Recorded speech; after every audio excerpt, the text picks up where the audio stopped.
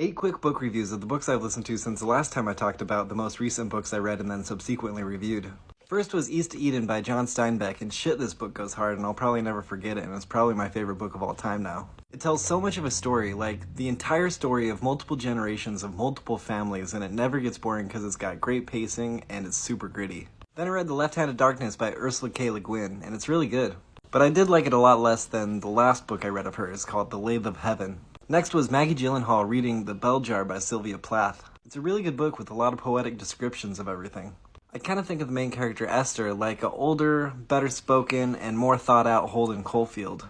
And I didn't know until after I read it how much of it was actually based on Sylvia Plath's actual life and experiences. Then I read This Time Tomorrow by Emily Straub. It's a time travel book that's a little bit different than most time travel books. It looks at trying to make things right and a familial love for a dying father. It took a while for me to get into it, but by the end I really liked it. After that was Alice in Wonderland again. I read it in high school but didn't really remember much about it, but it's a short and pretty fun read. And I read like half of it before I realized it was Scarlett Johansson reading. I didn't know she was so good at voices. It makes sense though. Then it was The Great Gatsby, which I read again after over a decade. I remember reading it in school and there was all this focus on symbolism and a lie and this and that. But really it's just a story about rich pieces of shit in the 20s.